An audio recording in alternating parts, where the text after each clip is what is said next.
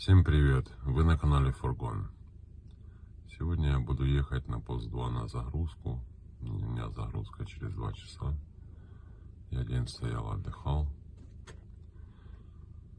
Хотел с вами поделиться тем, что моя фирма, в которой я сейчас работаю,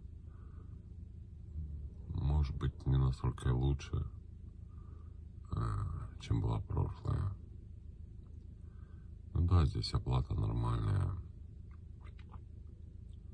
Но есть свои подводные камни, которые шеф не рассказывает при трудоустройстве на работу. А потом они всплывают. И тогда бьет по нашему карману. И сильно бьет.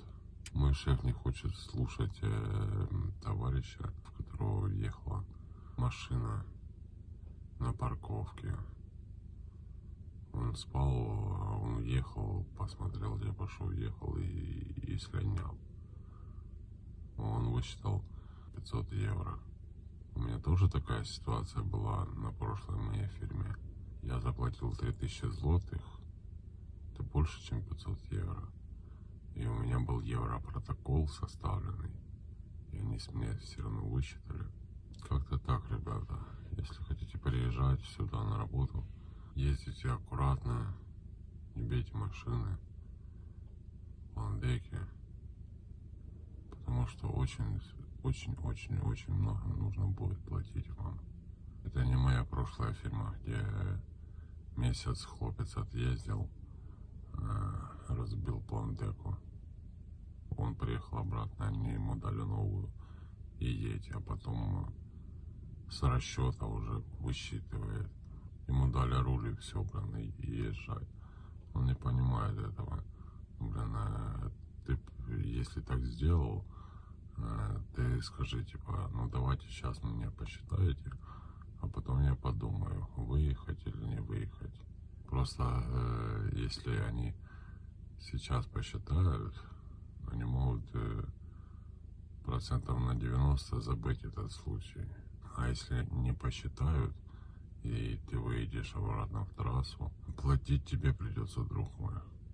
Я ранее в видео говорил, что 4000 злотых высчитали с моей прошлой фирмы. Я не хочу говорить вам, ребята, что здесь рай, что здесь все вам сойдет с рук. Вы приедете, и все будет офигенно. Нет, я вам рассказываю именно чистую правду, не скрываю ничего. Но чтобы вы понимали приблизительно, куда вы едете. Почему не рассказывают, что нужно брать чек на фактуру? Многие не берут их. Некоторые шефы говорят заправляться в Польше на фактуру. Некоторые шефы типа на Роутекс, некоторые шефы говорят на ДКВ. Отели брать нужно на фактуру, чтобы они сняли налог, европейский налог с цены, но с оплаченной. Или 3 евро налога, или 7 евро налога. Если вы не возьмете эту фактуру за отель, если будете что-то покупать, нужно НИП фирменный НИП нужно говорить на фактуру. Не обязательно адрес, не обязательно город, место работы. Главное написать НИП. На ЦМР у каждого типа есть человека этот НИП. И тогда вы точно не будете оплачивать, у вас не будет боков, ребята. Подписывайтесь на канал, ставьте лайки, ставьте обязательно колокольчик для новых видео, чтобы не пропустить их. Всем до новых встреч, пока.